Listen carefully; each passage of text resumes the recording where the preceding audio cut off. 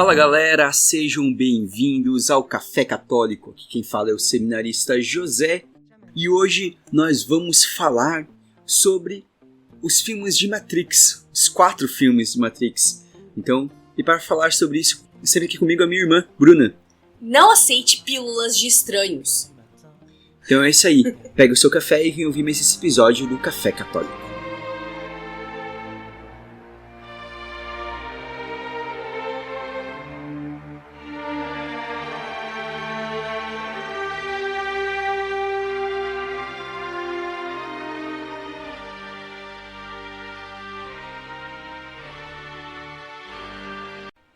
Então, hoje a gente vai falar sobre os filmes de Matrix. Se você não assistiu, a gente vai contar detalhes, né? Mas se você quiser ouvir para ver se vale a pena assistir, porque às vezes, principalmente os primeiros, são filmes antigos, né? O primeiro lançado em 1999. Mas a gente vai ir falando eles um por um também. Então, talvez, às vezes, se você assistiu a trilogia, né, original, os 3 primeiros filmes, não assistiu só o 4, a gente vai avisar quando entrar no 4, né? Para não dar spoilers, tudo. Então, dá para ir ouvindo o programa sem medo. Tá bom? Então, vamos começar então falando de Matrix, lançado no longínquo ano de 1999, né? Da século XX ainda. Nossa, literalmente um filme do século passado. Então, Matrix em 1999, ele foi um filme revolucionário, assim, né? Primeiro que a gente pode falar, né?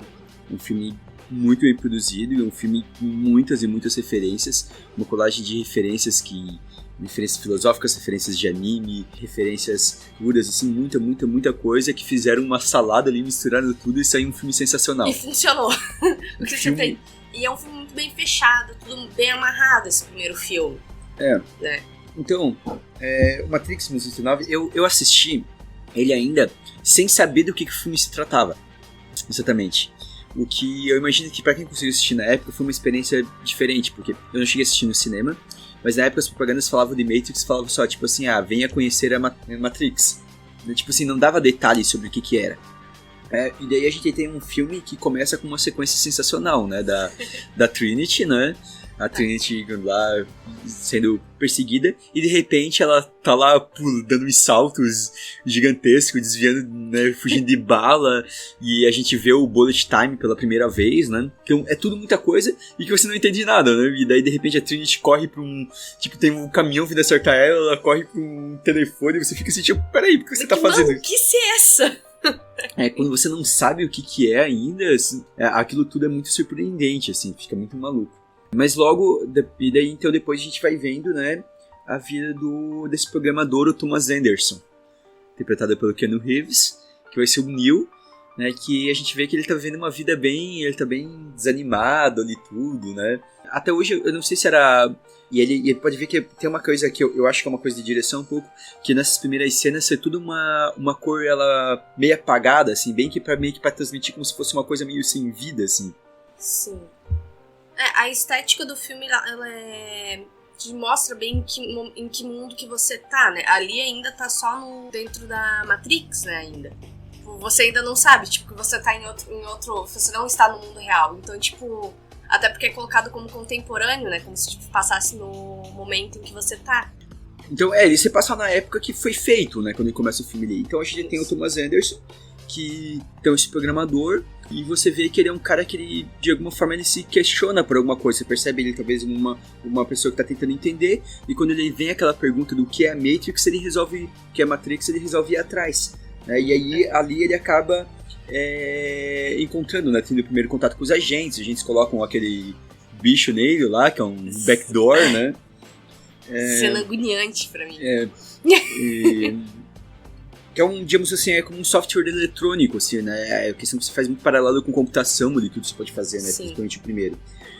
E depois, então, ele acaba encontrando a Trinity, né? Que daí a gente vê mais esse show de referências, né? Que daí ela tem uma tatuagem de um coelho, né? Siga o coelho. Novamente, né? Que nem eu brinquei na abertura, não pegue pílula. Então não segue o coelho. Tem mais de uma história aí que tá ruim às vezes pra pessoa, não segue o coelho. Não vai com pessoa estranha. Mas é justamente na metáfora do questionar a realidade, que eles, por exemplo, a Maravilhas vai trabalhar com isso também, né? E daí o Matrix ele vai trabalhar muito com esse tema de a gente questionar a realidade, o que é real e o que não é.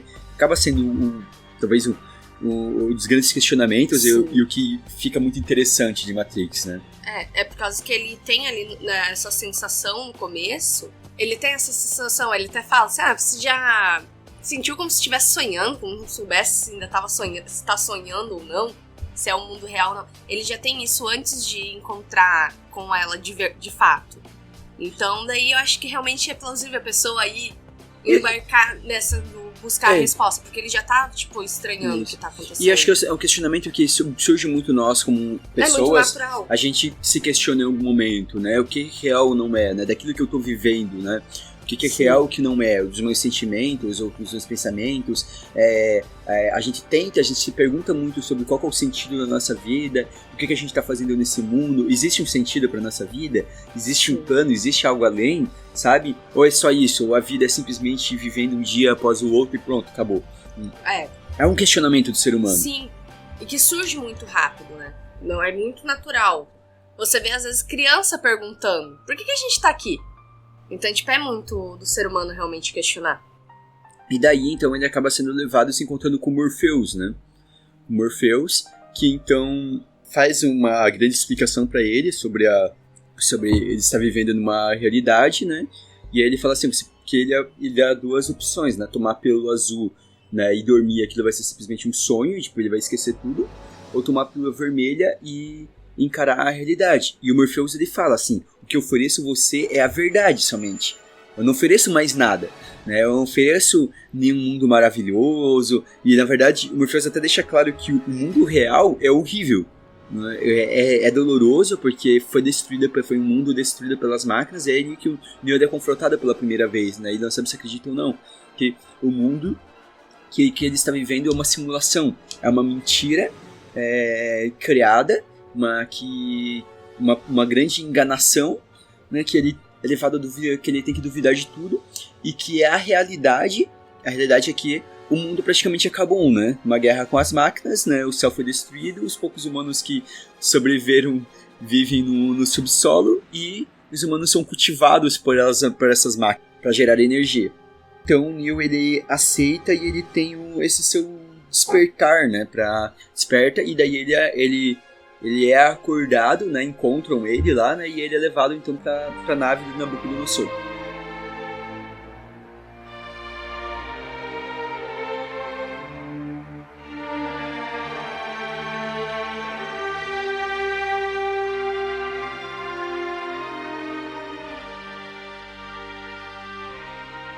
Os temas principais que está em torno disso se dá por uma profecia que o Morpheus cita, e o Morpheus é o que mais acredita nessa profecia, de que há um escolhido. Sim. E que, por isso até ele vai ter o nome de Neo, né, que é um acrônimo de One, né, ou seja, o único, né, digamos, porque e o Morpheus acredita então que o Neo, Thomas Anderson Neo, ele é esse escolhido. Né, então, ele acredita firmemente, porque ele teria recebido, né, da oráculo, a profecia de que ele ia achar o escolhido. E daí ele acredita com todas as forças que é o Neo, que é o Thomas Anderson, sei lá. É o Neo. O Neo. É que Thomas Anderson era o nome dele dentro da Matrix, né? Por isso que o agente Smith só chama ele de Thomas Anderson. Sim. E não o nome que ele tem fora da Matrix, que é Neo. Que é o nome dele, seria né? o nome real. Digamos assim, né?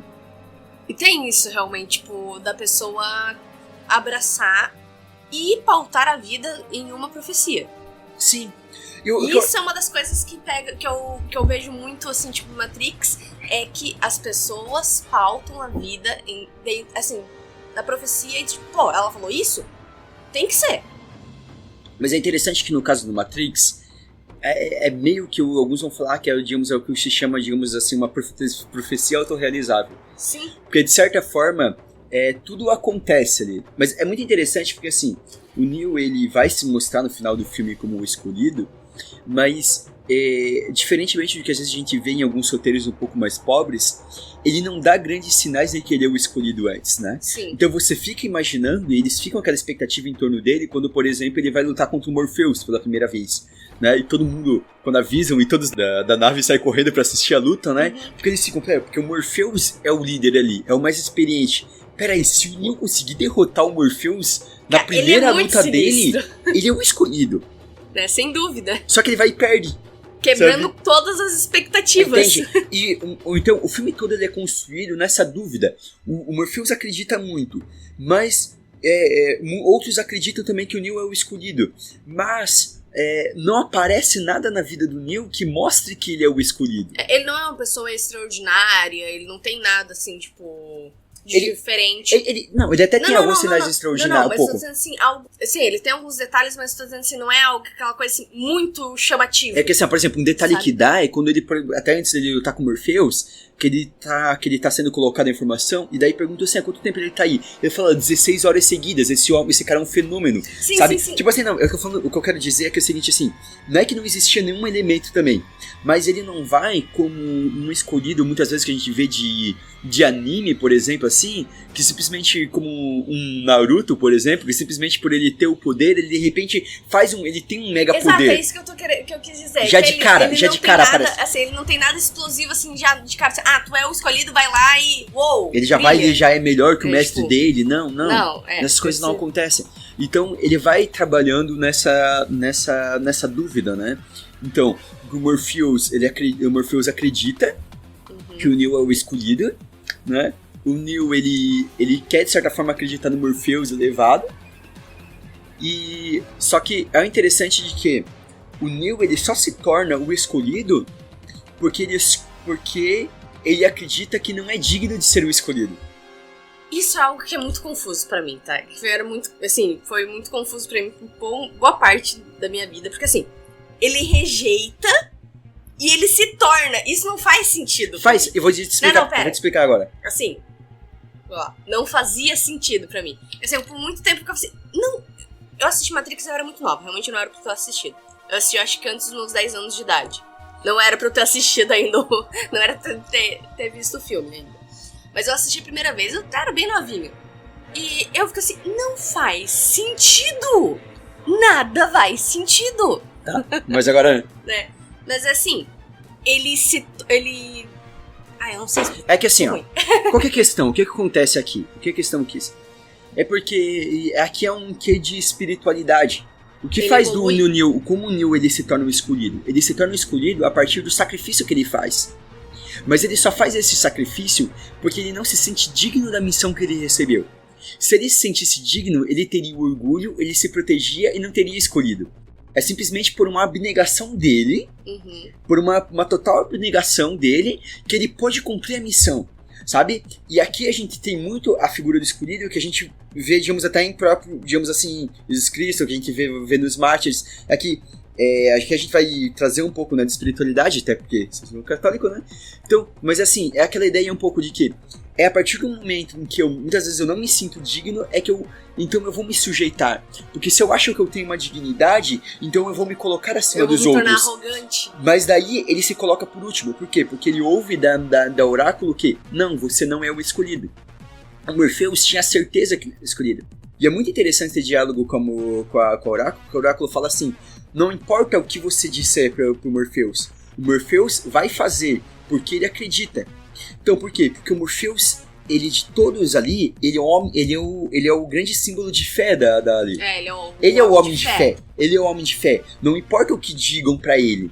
Ele vai. E ele está disposto a dar a sua vida. Ele é um seguidor, realmente. Isso. E ele vai se sacrificar porque ele acredita que o Neo é o escolhido. E o Neo, ao ouvir aquilo dali, então ele vai querer salvar o Morpheus porque ele acredita que ele não é o escolhido.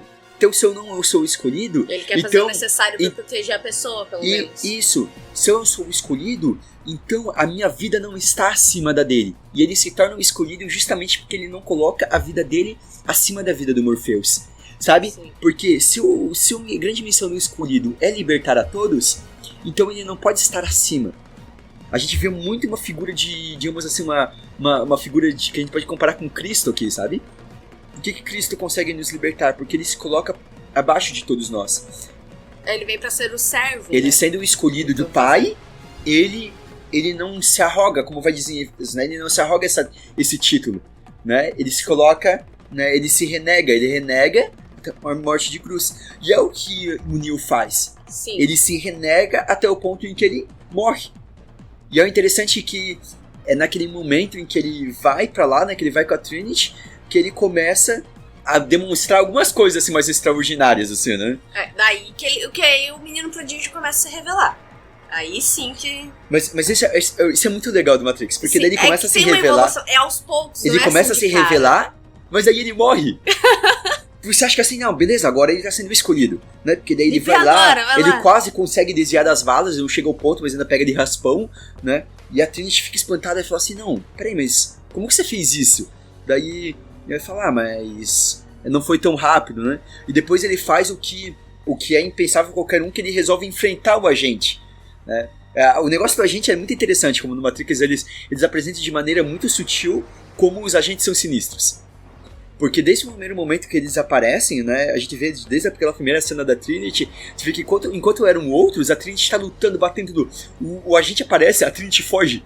Sim. Tipo assim, ele ensina muito rapidamente, tipo, como que, tipo assim, o agente ele é sinistro. Essa mulher que tá sendo extraordinária, sabe? E o primeiro confronto que a gente tem com alguém com o Lee é o Morpheus, mas o Morpheus faz pra se sacrificar. O Morpheus já tá achando que vai morrer. Tipo, mas o Morpheus eu vou me sacrificar eu vou ficar aqui pra salvar o Neo, né? Sim. Pra poder salvar o Neo, ele sacrifica, ele vai lutar. E daí, já o Neo ali, quando ele tá no momento, ele resolve enfrentar, e ele enfrenta, né? E digamos, se derrota o Agente Smith. Ele parece que tá tudo certo, e ele é morto daí, né? Essa questão ali da morte dele é um negócio que tu fica realmente, tipo... Ninguém esperava por aquilo. Ninguém mesmo. Nesse momento que ele morre, vem a questão da Trinity, né? Porque ela percebe, porque ele morre na Matrix. E daí isso que a gente não comentou. Se o Morpheus fala antes do filme que se você morrer na Matrix, você morre no mundo real. Porque o teu corpo, né? O corpo não existe sem a mente. E daí quando ele morre, a Trinity vê que ele tá morrendo. Ela tá ali monitorando, ela vê que ele tá morrendo. E daí ela fala assim, não, ele não, tipo, não pode morrer, porque a Oráculo disse que eu ia me apaixonar pelo escolhido, e eu tô apaixonado por esse cara. Então ele é o escolhido, ele não pode morrer. E daí ela vai dar um beijo nele. E daí ele volta. Sim, e muito mais sinistro. Sim. Força do amor. De certa forma nisso. E colocando até em paralelo com Contos de Fada, Trinity é o príncipe encantado, que ressuscita o Neo. Eu vi isso ontem, eu ri tanto, isso é verdade. Mas de certa forma E daí ela ressuscita, e daí a gente tem a cena maravilhosa, que daí o Neo volta, tipo, mega poderoso. Daí ele brinca, assim. Sim. É muito legal, porque daí tu vê que ele tá tão forte, assim, que ele brinca, assim, ele luta brincando, assim, sabe? Tu vê que pra ele parece as coisas tão lentas, assim, sabe? Ele brincando, ele para. E é interessante que antes, quando falam... Ele tem uma conversa mais cedo com o Morpheus, ele fala assim, eu vou poder desviar de balas. E o Morpheus fala, você vai poder fazer coisas muito maiores do que isso, sabe? Porque daí ele começa a ver, porque... O que o Neo tem a partir daquele momento? Ele tem um total... Ele consegue enxergar toda a Matrix. Ele consegue enxergar toda a realidade. Aqui a gente tem, digamos assim, a história principal resumida. Mas tem várias coisinhas que a gente pode comentar sobre Matrix ainda, né?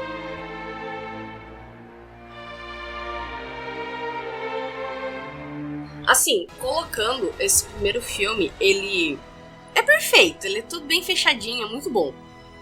E é até meio triste comparar os outros com ele, porque o primeiro filme realmente é muito melhor do que todos os outros.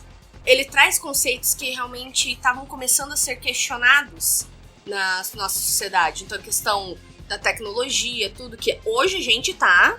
Tudo a gente envolve tecnologia pra gente. Mas era um momento em que tava começando a se popularizar. Aqui no Brasil ainda nem tinha muito, não era tão forte ainda. Eu não sei se o questionamento da tecnologia é tão grande ali, na real. Mas é um paralelo que se faz. Ele é mais um questionamento da realidade.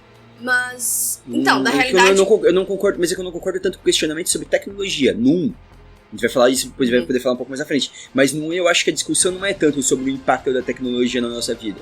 Não tem, eu acho que essa não é a discussão.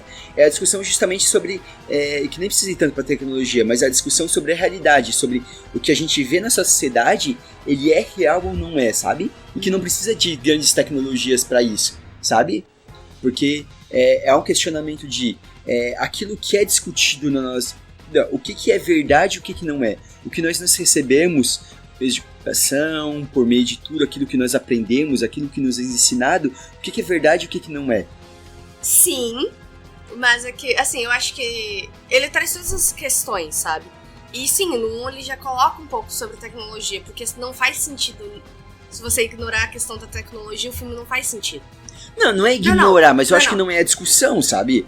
A discussão ele pra mim... começa, eu disse que ele começa a discussão. Mas eu acho que... Ele começa a trazer. Porque Sim, daí sim. no segundo, terceiro e no quarto, eles vão aprofundar isso, né? E a gente vai comentar, mas no 1 começa, ele dá a pincelada ali de que o ser humano criou a inteligência artificial e a inteligência artificial criou a Matrix. Ah, tá, mas assim, Ok. mas eu acho que ali eu acho que a discussão Mas- é de menos, eu acho. Mas é que eu acho que é importante a gente colocar essa questão tecnológica pra fazer sentido a questão filosófica. Qual é a questão filosófica que o filme traz? É a partir daí. Mas eu acho, Tá. é que eu acho que É não... porque assim, só colocar, na minha opinião, só colocar isso o que é real, o que é fantasia, o que é que... Se perde um pouco porque o Matrix ele é vinculado estritamente com tecnologia.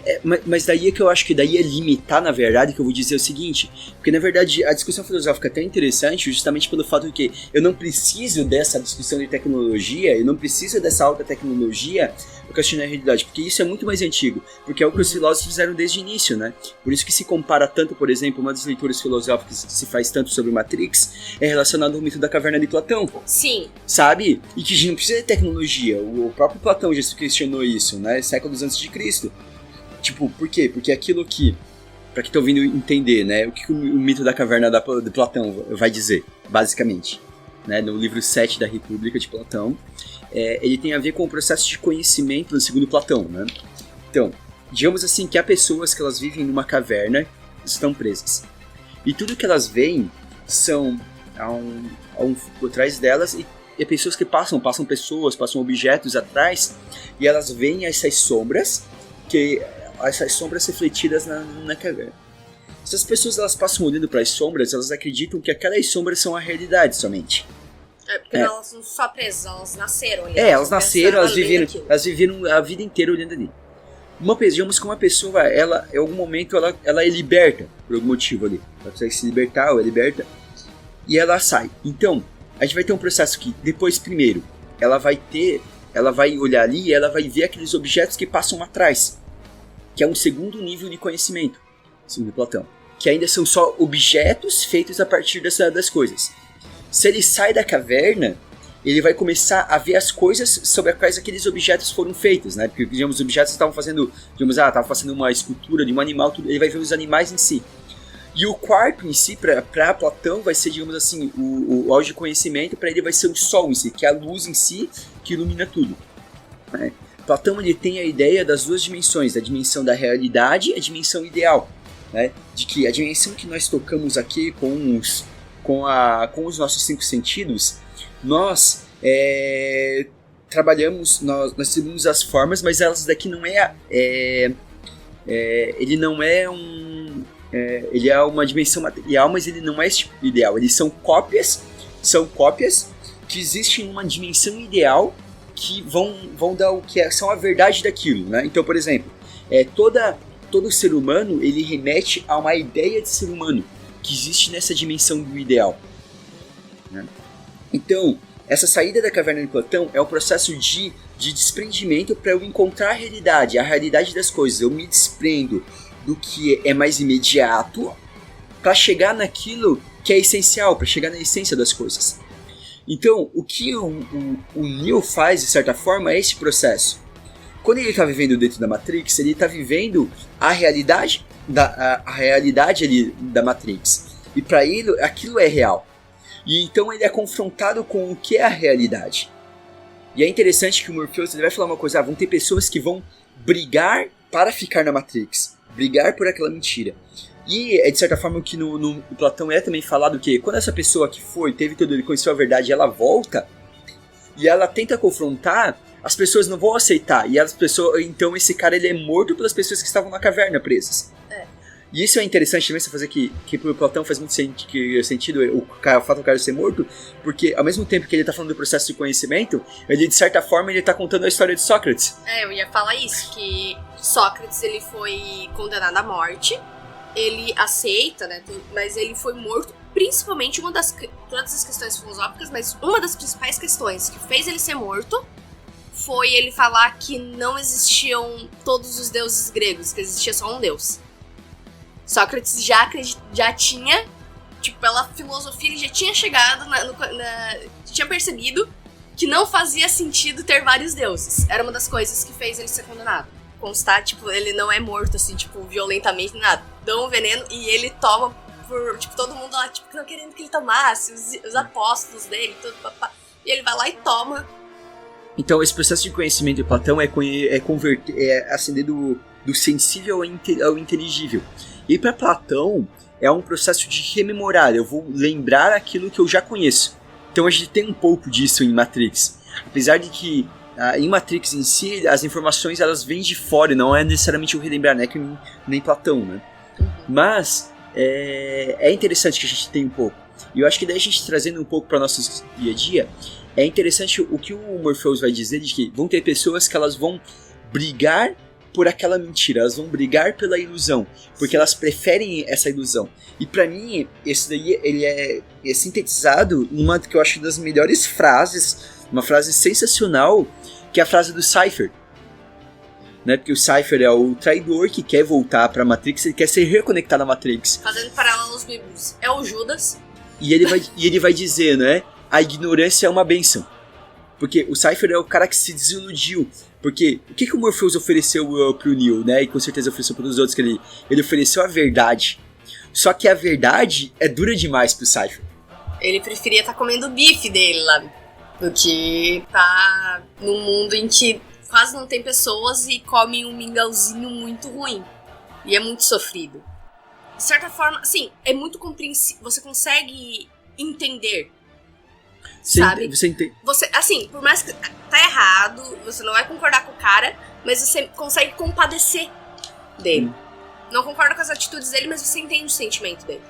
Isso que eu acho uma das coisas legais também. Você não fica só com raiva do personagem. E aqui a gente trazendo assim, e daí nós vamos ter, todos nós acho que nós temos um pouco disso, né? O quanto que a gente está disposto a mesmo a tentar buscar a verdade mesmo, e isso demanda muitas vezes a gente se confrontar com coisas que não são necessariamente do nosso agrado, que não são de imediatamente coisas que a gente concorda de imediato, o quanto que a gente está disposto a mudar e o quanto a gente só busca coisas que vão valorizar aquilo que a gente, vão reafirmar aquilo que a gente já pensa, reafirmar a ideia que a gente já tem. Então, esse é um processo interessante. E quando eu penso nisso também, né? E você até falou que eu vou falando de Judas, assim, mas quantas pessoas elas se afastavam de Jesus, e a gente vai ter as palavras na Bíblia porque achavam as palavras de Jesus duras demais, porque a realidade é dura. A realidade, né, por exemplo, o que Jesus oferece? Jesus oferece, no filme de Jesus oferece a cruz. A verdade de Cristo é uma verdade que é um caminho de cruz. A verdade dói. No final das contas, a verdade dói, mas não é porque que é dolorido que é ruim. Mas, às vezes, nós vamos preferir a ilusão dos prazeres do que a realidade da cruz. Sim. Que é o que o Cypher escolhe. Ele prefere a ilusão de ser um escravo aparentemente livre, né? Como muitas vezes nós escolhemos a escravidão do pecado, que é uma ilusão, que parece ser podemos ser livres, né? Então, e aqui nós temos um mundo, né, com todo o seu hedonismo, com todos os prazeres, essa programação, essa defesa dos prazeres. Com o pensamento de, se é bom não é mal, se te faz bem não é mal. E não, muito pelo contrário. Ser livre é fazer tudo o que você quer. Né? Liberdade é libertinagem, é igual, não é? E daí a gente tem uma confrontação do que é a verdadeira liberdade. A verdadeira liberdade, ela tem um preço. Ela passa por sacrifícios. Não se tem liberdade de verdade sem sacrifícios. Né? Então, uma liberdade em Cristo, ela não vem do nada. Ela vem com sacrifícios. E o Matrix, então, ele termina, né, com esse grande despertar do Neo, né, com ele falando lá, né, ligando lá, digamos, pra Matrix, né, falando, agora eu vou atrás, tudo, e com ele voando e tocando Rage Against the Machine. E encerra com a mensagem, deixa pra você se entender, beleza, agora ele vai conseguir resolver as coisas. Matrix, ele foi um filme muito interessante porque ele conseguiu juntar tudo que um filme precisa fazer sucesso. Né, porque ele tem muita cena de ação, e ele ao mesmo tempo tem coisas filosóficas, ele tinha um conceito muito inovador em muitas coisas, ele tinha cenas de ação bem exageradas, mas num contexto que as pessoas entendiam, porque eu sempre comparo isso com um filme que foi muito a minha experiência, a primeira vez que eu assisti O Tigre e o Dragão. Sim! Tigre e Dragão é um filme sensacional, mas a primeira vez que eu assisti eu achei horrível. E isso é uma coisa bem interessante de comparar. O Tigre e o Dragão, né, um filme oriental, tudo. Um diretor chinês, acho que ele é chinês o diretor. E assim, lá você tem os saltos exagerados, você tem pulos... Só que assim, e não tem nenhuma explicação, sabe? Só que assim, na cultura oriental eles aceitam muito mais fácil esses exageros como, tipo, é simplesmente um mito. Tipo assim, e eu como eu não tinha entrado, não tinha assimilado que eu tava vendo uma lenda, eu fiquei meio que viagem, o pessoal pulando esses pulos exageros, né? Porque às vezes a gente é criado de uma maneira, eu sobretudo coloco muito isso de ser muito racional, então tudo tem que ter justificativa, né? Tudo então, precisa fazer sentido, tem que ter uma explicação. Então é legal que o Matrix ele conseguiu fazer tudo isso, trazendo uma justificativa. Que era, como você está numa simulação do computador, então você pode tudo, não tem limites, né? É como se fosse um sonho. E o próprio Morpheus já tinha falado antes pro Neo que ele seria capaz daquelas coisas se ele fosse todas as coisas além, né? Se ele fosse capaz de acreditar que tudo aquilo que ele estava vivendo não era real, né? Porque se não era real, então ele podia controlar. E daí depois, né? O Matrix 1 ele é um filme perfeito e ele não necessitaria uma continuação se não tivesse. Mas foi decidido ter, né? Por dinheiro e tudo. Aí entra um ponto de que não foi só uma questão de dinheiro. Havia a intenção de fazer uma trilogia desde o começo. Mas inicialmente foi aprovado só o primeiro filme. Mas as irmãs que escreveram, as irmãs Wachowski, elas queriam desde o começo que fosse uma trilogia. Tanto que você encontra os primeiros roteiros, que assim, era tudo planejado para ser 3 filmes. Mas era mais uma ideia do que elas sabiam exatamente o que iam fazer no 2 e no 3. É que é importante colocar isso, porque tem gente que fala que, não, porque fizeram de qualquer jeito. Não, sempre houve a intenção. Não foi bem executado, mas a intenção tinha. E daí depois veio o Matrix Reloaded e o Matrix Revolution, que foram gravados juntos praticamente, né? Foi lançado com 6 meses de diferença. Então, esses dois eu já assisti no cinema, os dois. Não, Matrix Reloaded e Matrix Revolution. E também assisti na idade errada, porque tudo isso aí eu tinha que ter pelo menos adolescente pra conseguir entender as coisas. Então, Matrix tinha sido um filme muito influente, a gente falou, e o Bullet Time, né, que foi revolucionário, foi copiado em tantos lugares, ao ponto de que os diretores nem quiseram usar o Bullet Time no Matrix Reload e Matrix Revolution, elas tentaram inovar de outras maneiras. E o Matrix Reloaded, então, a gente vê lá o Neo voltando, né, ainda na Matrix, né, digamos assim. E eles chegam a comentar, né, que nos últimos 6 meses libertaram mais pessoas do que tinham libertado em muitos anos, né? O Neo tá fazendo o trabalho dele libertando as pessoas, né? É o revolucionário. Consegue cumprir o papel. Mas a gente vê que ele não é aquele um ser ilimitado no Matrix Reloaded. Ele não é um ser ilimitado, né? De certa forma até tem uma certa explicação, assim, porque tem um momento que ele fala que ele vai enfrentar um agente lá, e o agente tentando melhor, ele fala, atualização, sabe? Tipo, você tá brincando com esse mundo do computador, tipo assim, o que são os agentes? Eles são um antivírus. O Neo é o vírus, veio uma atualização do antivírus ali, tá combatendo um pouquinho melhor o vírus.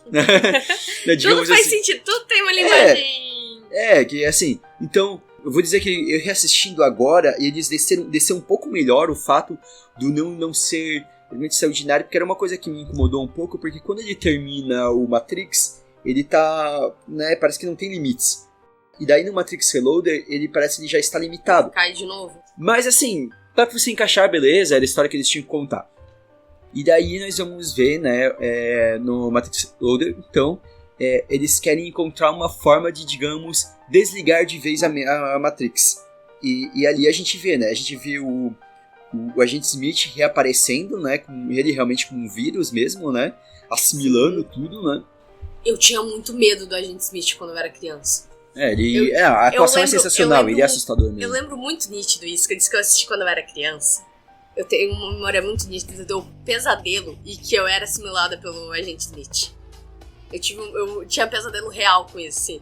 Então o cara conseguiu fazer realmente bem o vilão. E é um ator maravilhoso, né? E o Matrix Reloaded, ele trabalhando um pouco da ideia do escolhido, né, dessa trama em torno do escolhido, em torno de fé, tudo. É uma coisa interessante porque, pra mim, o Doom ele era completar. No filme a gente sabendo que as máquinas elas estão enviando robôs pra atacar Zion, que é a última cidade, né? É o último refúgio dos humanos.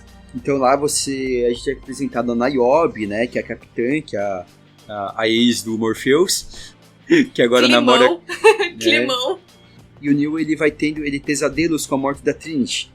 E daí, a partir do encontro com o Oráculo, o Neo, ele é levado, né, é mandado pra se encontrar, né, com Keymaker, que eu não lembro como que eles traduzem é Chaveiro, acho, né, que eles chamam. Chaveiro. Ele tem que encontrar o Chaveiro. O Chaveiro, que é o cara que vai abrir todas as portas que vai poder levar, teoricamente, pra fonte da Matrix, porque a ideia é destruir a Matrix. Ele cria atalhos, né? Fazendo ele cria atalhos, tudo tem negócio de tecnologia, ele cria atalhos.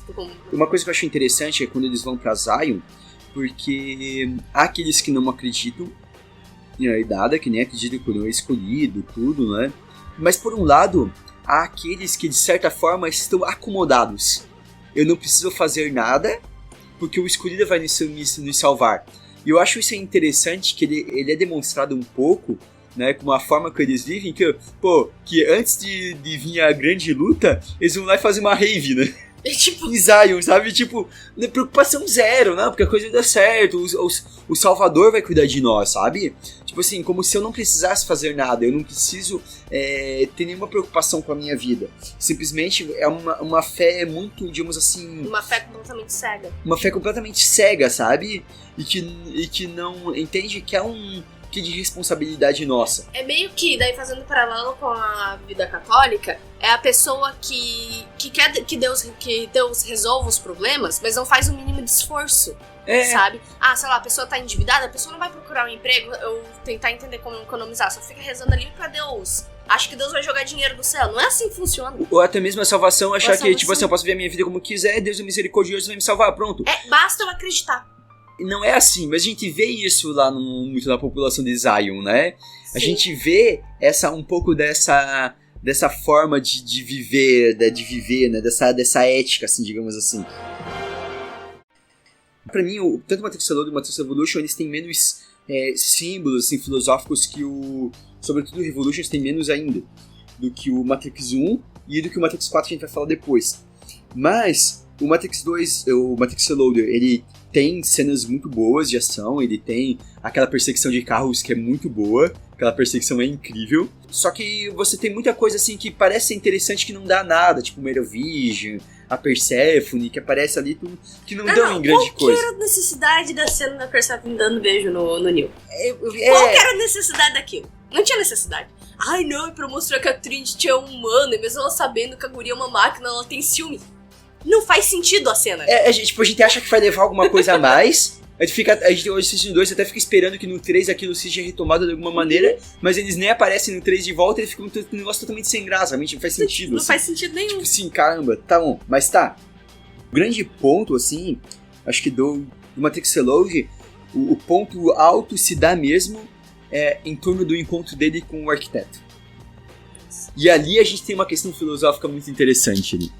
Que dá pra gente debater e tentar entender ali, né, o que é aquela conversa ali, que gera discussões que ele fica um pouco confuso, digamos assim, né? Um pouco? Mas basicamente, o que acontece, né, quando ele chega no arquiteto? Ele descobre que aquela já é a 6ª versão da Matrix. Que o Neo não é o único escolhido assim, não. Não é tão o 1, assim. Que eles estão vivendo o ciclo, que ele é já o 6º escolhido. Porque é uma coisa interessante que a gente esqueceu de falar, que a gente foi falando lá no Matrix 1 ainda, que falaram que a primeira versão da Matrix, ela era perfeita. As pessoas eram completamente felizes, todo mundo vivia bem, todo mundo, tipo, só comia comida de primeira, não tinha problemas. E foi um fracasso. Porque o ser humano, não sei se ele se sabota, mas é aquela famosa, né, que a gente mesmo assim, as coisas estão certas demais, cara. Tá tudo certinho demais pra ser verdade. Aquela brincadeira, é bom demais pra ser verdade. Quando a esmola é grande, o santo desconfia. E daí era acontecia, né, então o ser humano, ele precisava de uma coisa assim, mais próximo de realidade mesmo. Ou seja, porque na verdade assim, naquele mundo de perfeição, não era muito mais claro que não existia liberdade, né, que não existia liberdade. O ser humano, de certa forma, percebia, então. Por quê? Porque ele era uma completa marionete, porque o ser humano não tinha nenhuma liberdade, né? Isso é meio um pouco interessante, assim, comentar. Que é um pouco daquilo que eu acho que aqui a gente pode resgatar, né, do 1 e até com Deus, é um pouco que responde um pouco daquilo que as pessoas às vezes falam assim, mas por que o mundo não é perfeito? Porque pro mundo ser perfeito, nós teríamos que ser completamente controlados. Sim. se ser completamente controlados por Deus. Deus, ele não quer isso, então Deus ele nos dá a liberdade inclusive pra gente errar. E daí por isso o mundo é imperfeito. Então as imperfeições elas surgem por causa da liberdade que Deus nos dá. Aí eu lembro de uma vez, foi uma catequizando da nossa mãe, que virou pra ela, criança, tipo, tinha 9, 10 anos de idade, virou assim, por que Deus permite, né, Deus deixa que a gente vá pra longe dele? E daí a nossa mãe ficou travada, assim, tipo, sem saber o que responder. Aí a menina mesmo virou assim, pra gente saber como é bom estar perto dele. Então, quando a gente vai ver as coisas ruins no mundo, são pra gente saber valorizar. Se fosse tudo bom, como a gente ia saber que as coisas ruins são boas? A gente não ia conseguir perceber, colocando criticamente. E é interessante que daí, então, voltando pra conversa com o arquiteto, que o arquiteto vai dizer que ele é a sexta versão. O que eu entendo daquela conversa é que, digamos assim, é como se o Neo ele fosse uma anomalia, que ele fosse o resultado da soma da esperança de todas as pessoas. De todas as pessoas há uma certa esperança dentro daquela simulação, e de tempos em tempos, então, surge aquela anomalia, porque, assim, o arquiteto ele não consegue acabar com aquela anomalia, porque a única forma de acabar com aquela anomalia seria, digamos assim, acabar com a esperança das pessoas. Mas daí a Matrix não iria funcionar, sabe? Não tem como ser perfeito, não tem como simplesmente ser infelizes. Então, nesse resultado automático que todas as pessoas elas têm um quê de quererem ser mais livres, quererem algo diferente, quererem uma resposta, esse produto tem como produto alguém que chega como uma espécie de um salvador. Mas o arquiteto ele tem o plano para controlar, que é o que ele sempre faz com os outros. Né? Ele consegue, meio que, a partir desse problema, ele consegue calcular o efeito colateral. Tipo, ele vê assim, eu preciso disso aqui, vai acontecer isso aqui, como que eu vou contornar? Ele consegue, depois ali das primeiras vezes, ele consegue perceber isso. Não, já na primeira vez ele percebe. Não, em todos os ciclos foi feita a mesma coisa. Que é o que só a primeira que teve, que daí na segunda ele já fez com um plano de ter, né? Saber o que ia acontecer e como que agir. Isso, a primeira que ele controla. Que não foi Que ele controla. É que, digamos assim, eu acho, na verdade, eu não sei se diz que na primeira ele não controla, acho que na primeira ele já faz. Já. Não, é que isso realmente é um negócio que não é esclarecido. Porque eu acho, mas é que se for pensar que, de certa forma, se ele sabe, porque é uma anomalia, porque, digamos assim, é uma anomalia computacional.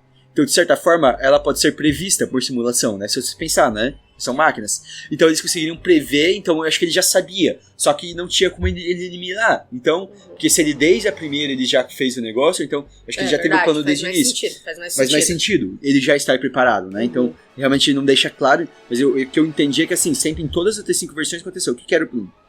Zion seria destruída, e daí o Neo deveria sair, escolher 12 pessoas, mais 12 pessoas, e reconstruir Zion. E aqui isso é uma coisa muito interessante que eu acho, sabe o que é?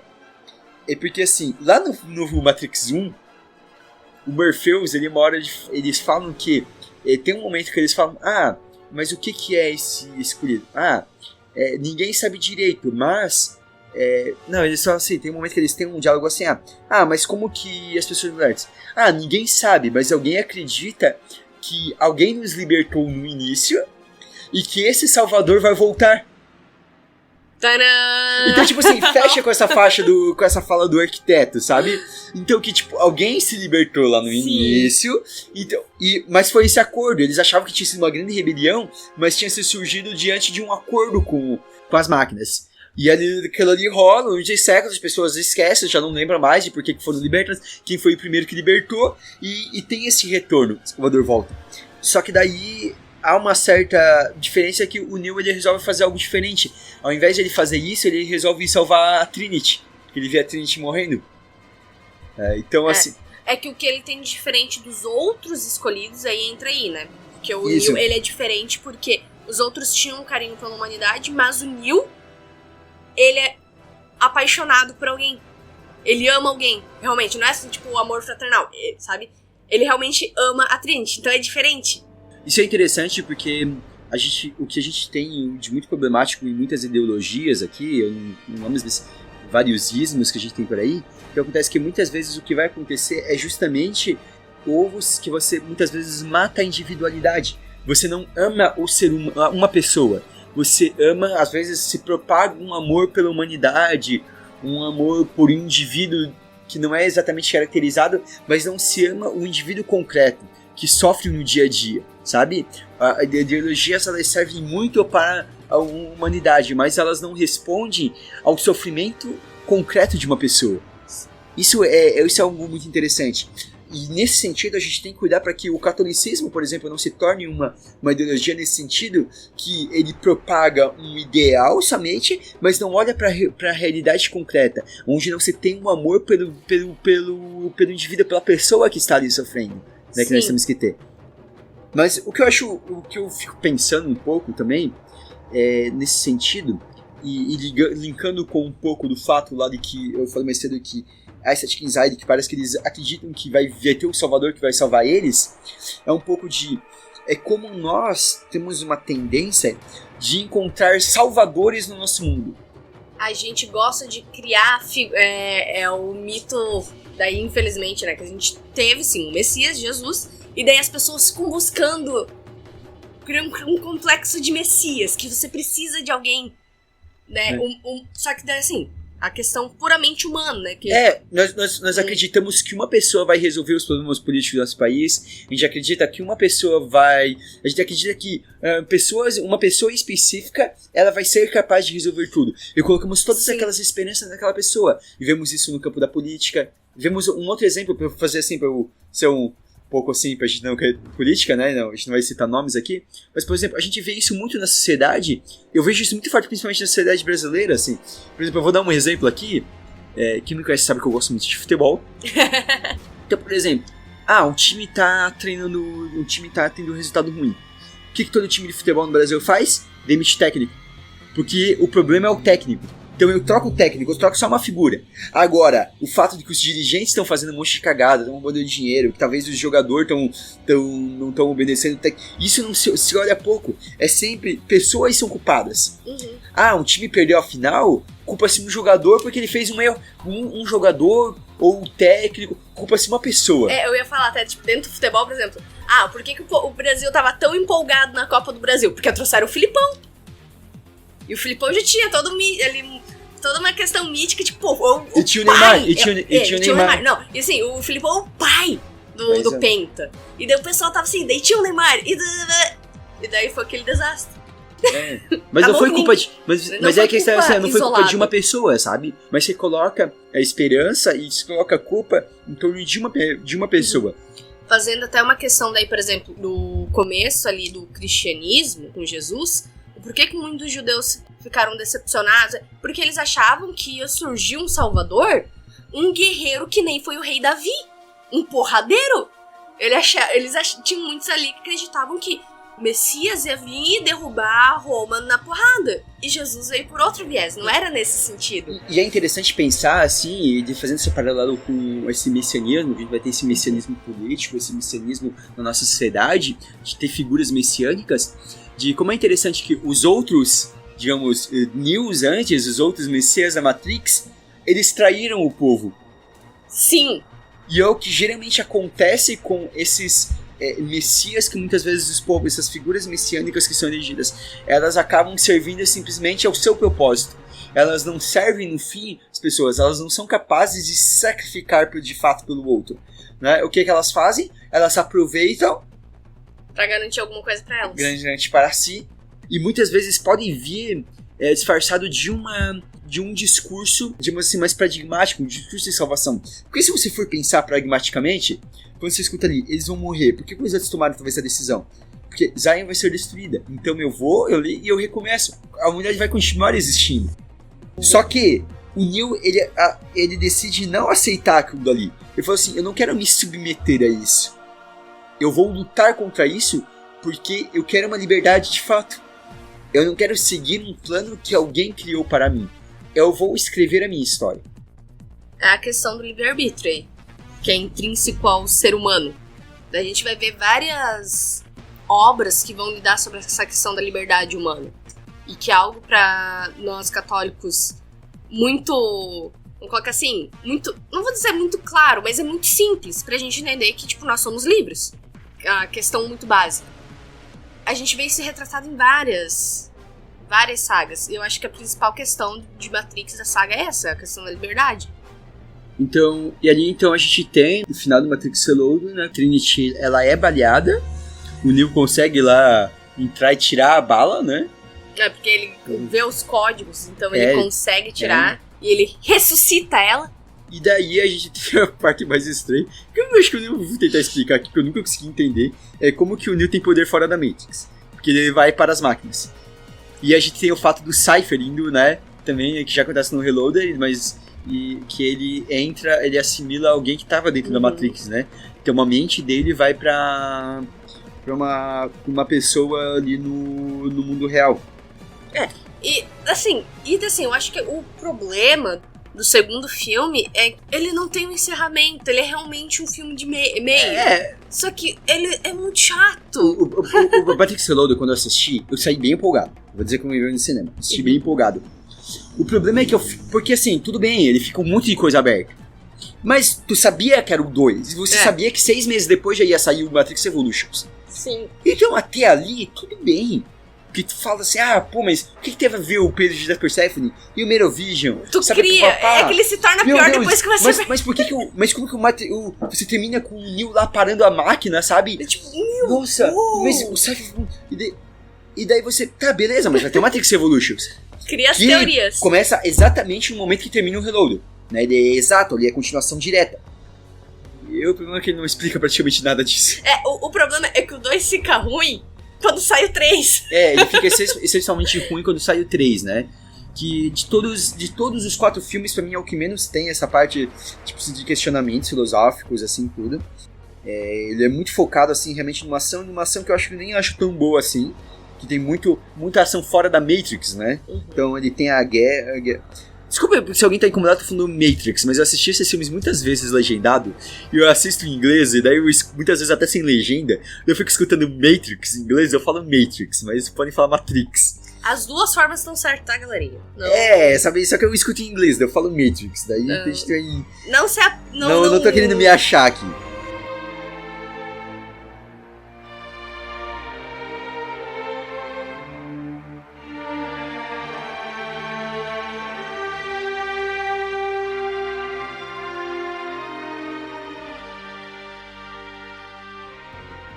Aí a gente tem, então, o Matrix Evolutions. Eu não acho ele um filme... Por isso eu acho o filme sensacional. Mas eu acho muito bonito o simbolismo de como o Neo, no fim, consegue derrotar o Agente Smith. Né? O Agente Smith já tá tomando, né? No Evolution ele termina de tomar, digamos, toda a Matrix. Ele toma toda a Matrix. Sim. E o Neo, ele vai fazendo um acordo com as máquinas, né? Pra derrotar o Agente Smith e o acordo é que todo mundo que quiser ser liberto vai poder ser liberto pelas máquinas. É o acordo que ele vai fazer, né? Ele vai lá até as máquinas, tem lá toda aquela pirotecnia do Neo enxergando o cego, porque ele enxerga as máquinas. Então, é que ele enxerga o Cypher porque tem como ele sente assim. Não é o Cypher, que eu tô falando Cypher, não é o Cypher. Ele enxerga o Agente Smith no cara, porque tecnicamente se o Agente Smith é tecnológico, ele colocou ali uma informação, e daí, como ele enxerga todas as coisas tecnológicas. Tanto que tinha aquelas teorias da Matrix dentro da Matrix, né? Que o Neo ainda estaria numa Matrix. Mas pra mim, de pensar isso tornaria o filme pior ainda. Eu acho que não faz sentido.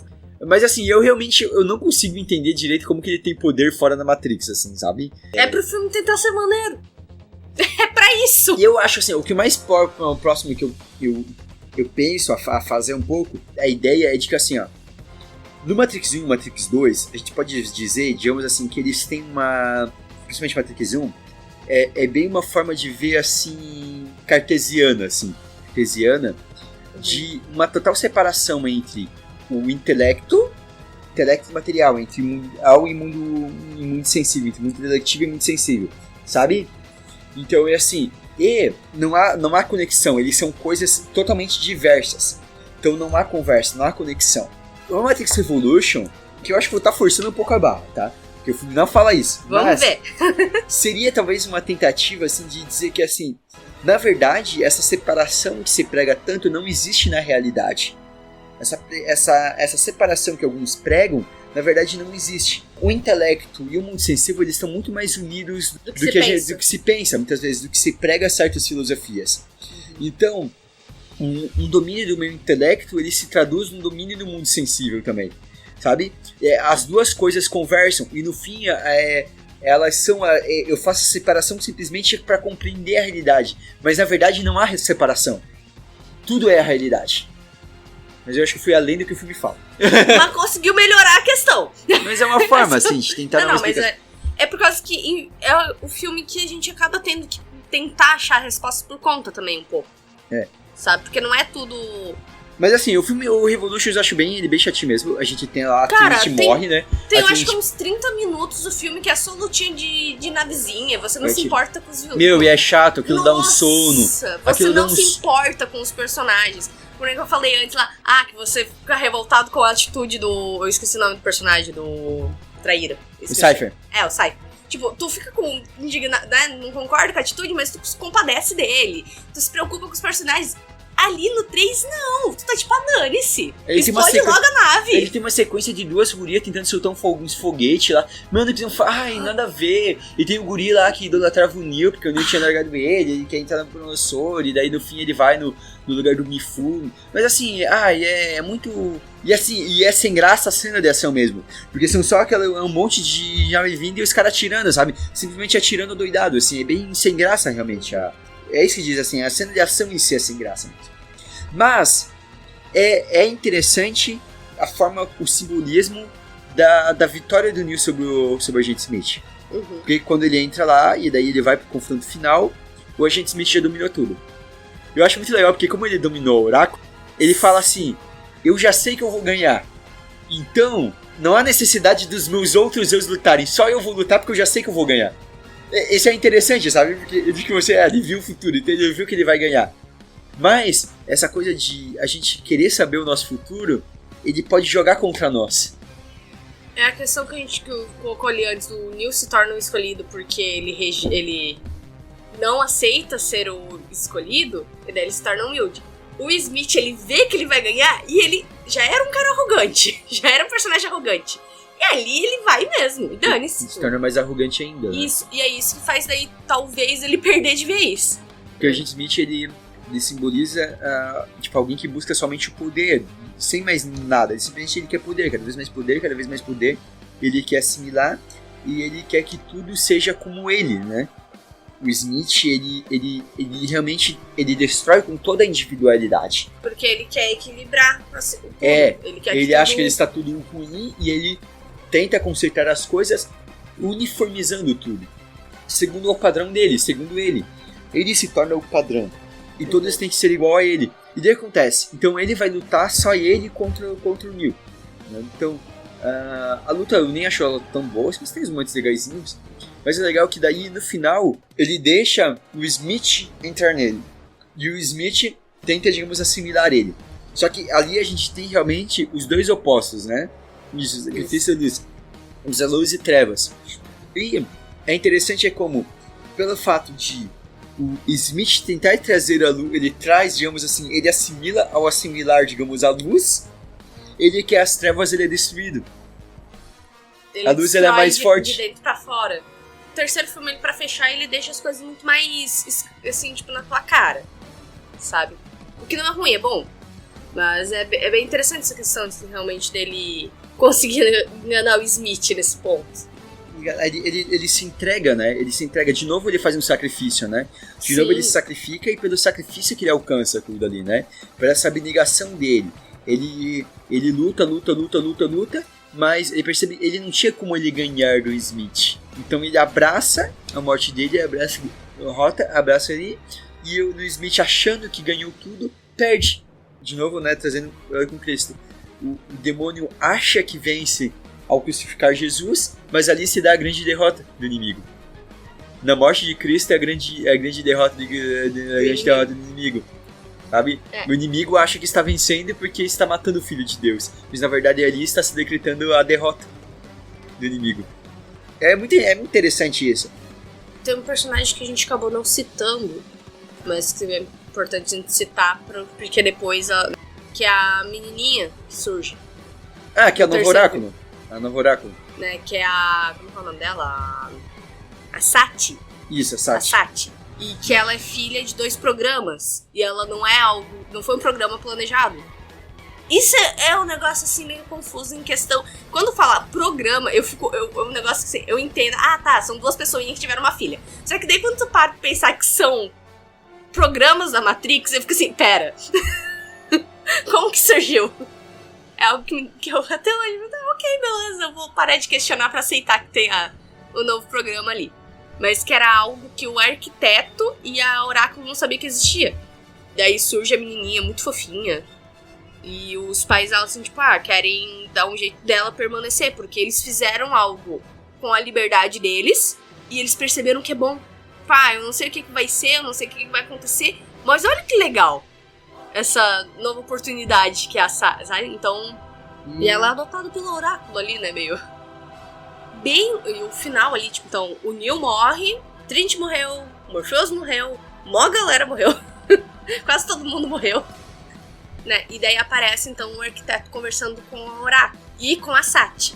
E ele admite que realmente a Oráculo tá certo. Que os humanos precisam da liberdade. E que daí, então, a Oráculo pergunta tudo se ele vai, então, deixar os humanos sair, os que quiserem sair, né, sair, e ele fala que sim, enquanto isso funcionar. Ele fala, não, na verdade ele fala sim, e daí ela fala assim, mas e daí ele brinca assim, que você acha que eu sou humano? Verdade, tipo, tu acha que eu sou humano pra estar mentindo? Você é uma máquina. E agora nós vamos falar de Matrix 4, Matrix Resurrections. Se você não assistiu ainda, para por aqui. Agora vamos contar os spoilers aqui de Matrix 4, mas recomendamos que você assista.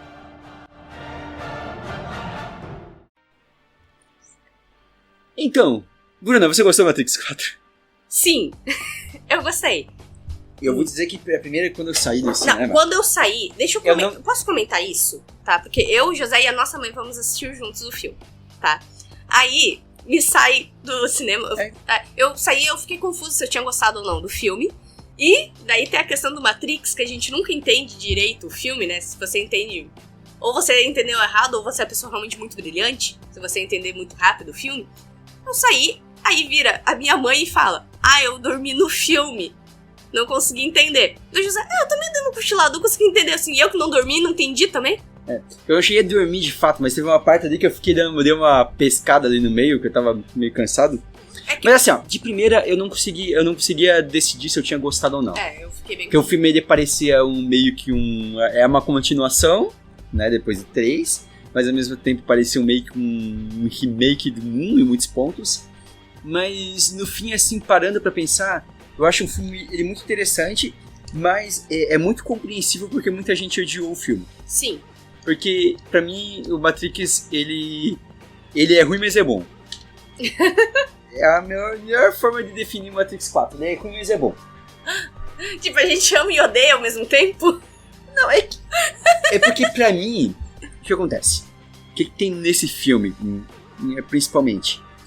É que ele é feito só por uma das irmãs, as duas não fizeram, só a Lana retornar. Né? Só a Lana Wachowski. E é interessante porque, assim, o que acontece? Como era o primeiro filme que elas iam fazer, elas venderam os direitos pra Warner. Então, tipo assim, a Warner pode fazer qualquer coisa na Matrix. Formalmente, se quiser. Claro que, tipo assim, se elas, os quiserem estar envolvidas, é melhor. E digamos que ela meio que foi pra aquilo dali e quis subverter tudo aquilo que foi feito da trilogia original. O que, pra quem é muito fã da trilogia original, teve muita gente que ficou puto. Sabe? Porque em alguns pontos, assim, parece que o filme tá zoando quem gosta demais. É porque, assim, tem nerd que passa do limite.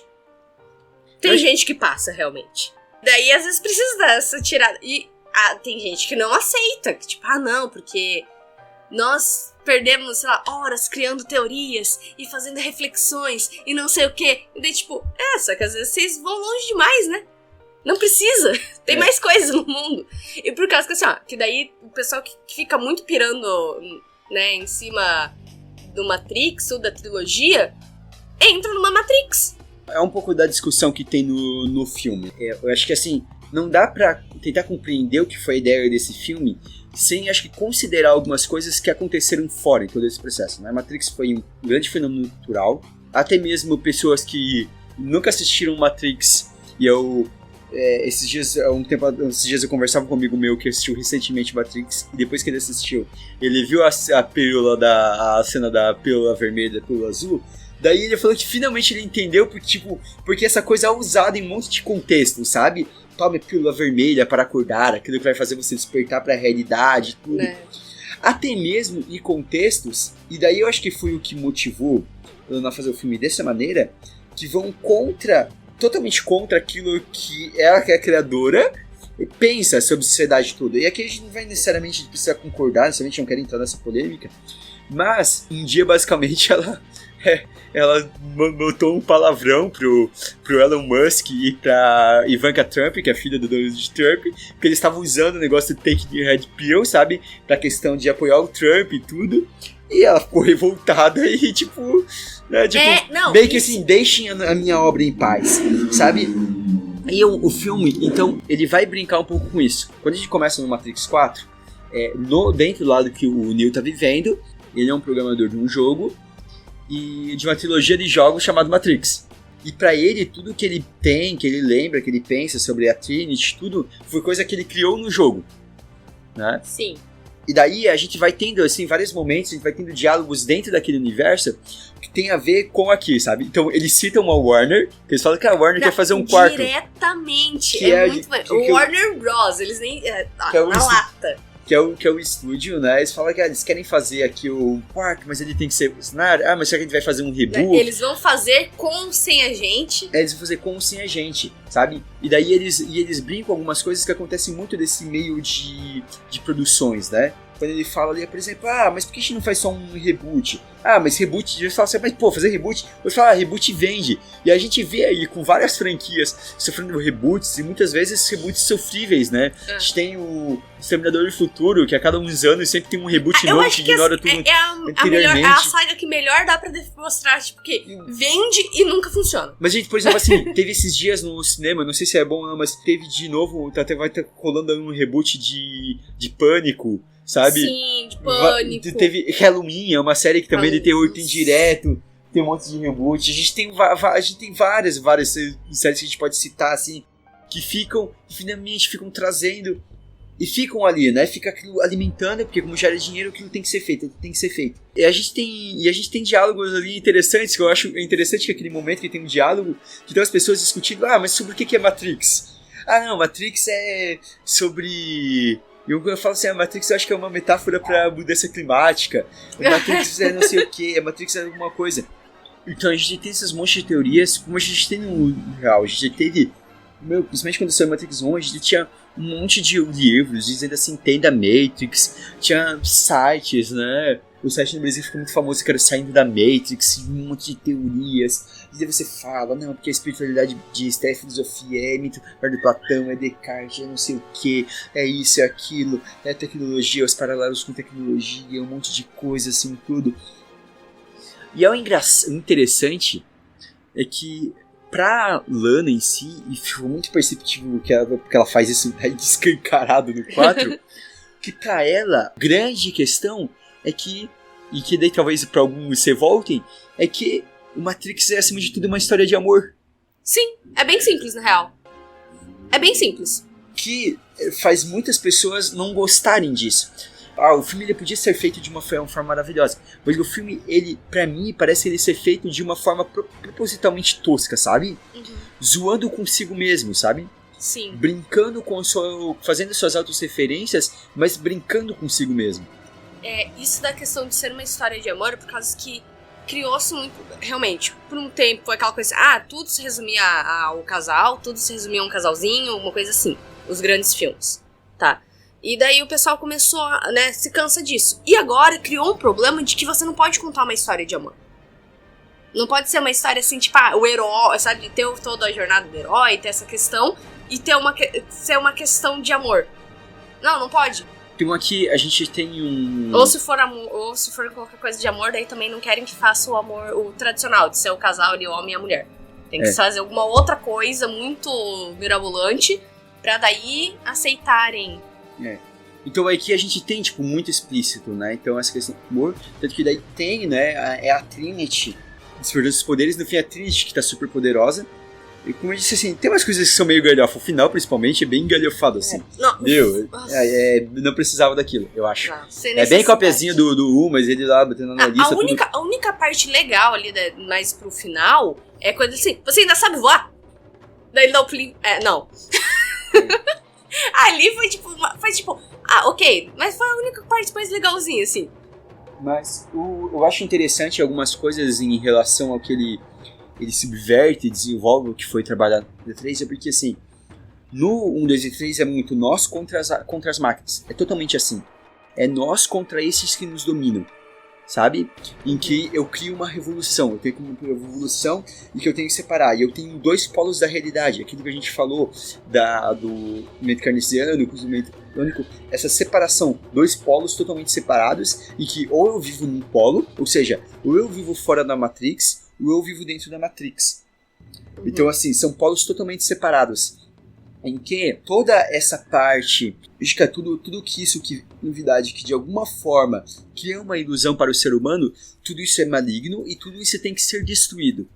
E daí no 4, tem a Niobe aparece de novo, né? E a Niobe, ela fala que o Morpheus morreu tentando achar o Neo de novo.